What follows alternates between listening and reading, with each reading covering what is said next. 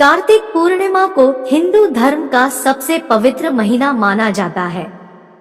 पूर्णिमा प्रत्येक मास के शुक्ल पक्ष का 15वां दिन होता है, लेकिन कार्तिक मास की पूर्णिमा का बहुत ही महत्व माना गया है।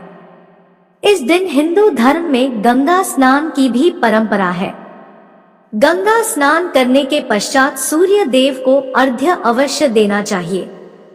मानते हैं कि ऐसा करने से मनुष्य को अपने किए गए पापों से मुक्ति प्राप्त होती है।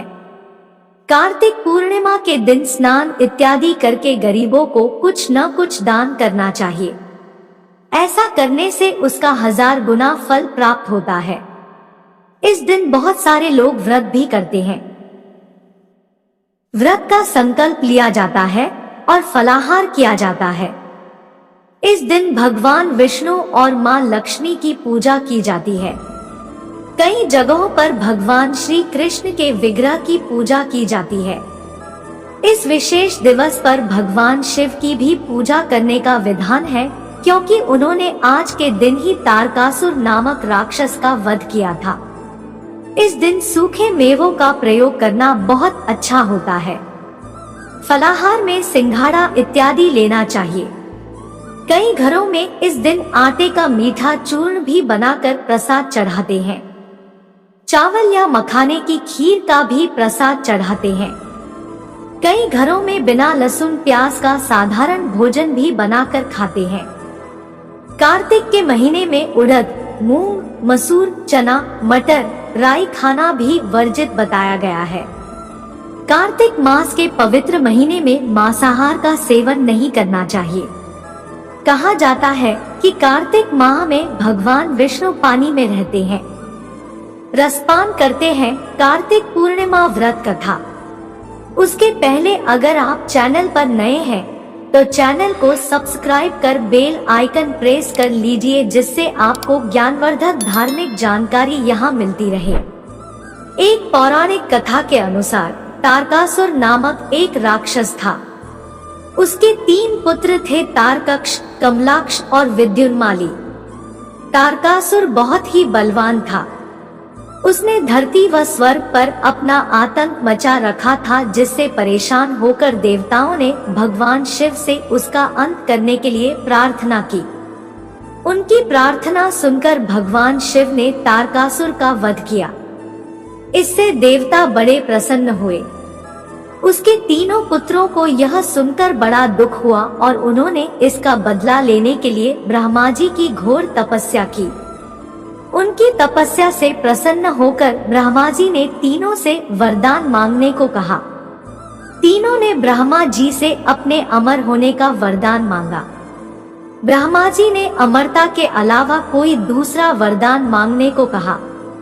इसके बाद उन तीनों ने कुछ देर तक इस पर बहुत विचार किया और फिर ब्रह्मा जी से कहा, आप 3 अलग अलग नगरों का निर्माण करें, जिसमें सभी बैठकर पूरी पृथ्वी और आकाश में घूम सके।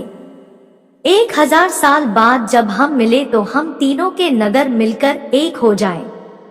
जो देवता तीनों नगरों को एक ही बाण से नष्ट करने की क्षमता रखता हो, वही हमारी मृत्यु का कारण बने।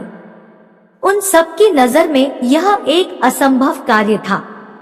उन्होंने उन्हें वह वरदान ब्रह्मा जी के निर्देशानुसार मैदानव ने उनके लिए 3 नगरों की स्थापना की। तारकक्ष के लिए सोने का, कमला के लिए चांदी का और विद्युन्माली के लिए लोहे का नगर बनाया गया।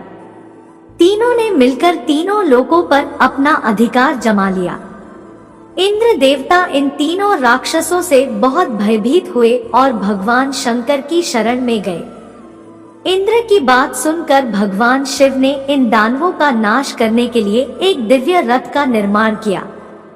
इस दिव्य रथ की हर एक चीज देवताओं से बनवाई गई थी। चंद्रमा और सूर्य से पहिए बने। इंद्र, वरुण, यम और कुबेर रथ के 4 घोड़े बने। हिमालय धनुष बने और शेषनाग प्रत्यंचा बने। भगवान शिव खुद बाण बने और बाण की नोक अग्निदेव स्वयं बने। इस दिव्य रथ पर भगवान शिव स्वयं सवार हुए। देवताओं से बने इस रथ और तीनों भाइयों के बीच भयंकर युद्ध हुआ। युद्ध करते समय प्रभु लीला से एक ऐसा समय आया जब तीनों रथ एक ही सीध में आ गए। जैसे ही ये तीनों रथ एक सीध में आए उसी समय भगवान शिव ने अपने बाण छोड़े और तीनों का नाश कर दिया। इसी वध के बाद भगवान शिव को त्रिपुरारी कहा जाने लगा था। इस कथा के अलावा कार्तिक पूर्णिमा के अन्य महत्व है। मत्स्य अवतार। विष्णु पुराण के मुताबिक जिस दिन भगवान विष्णु ने अपने 10 अवतारों में पहला अवतार मत्स्य अवतार का रूप धारण किया था, वह कार्तिक मास की पूर्णिमा का दिन था।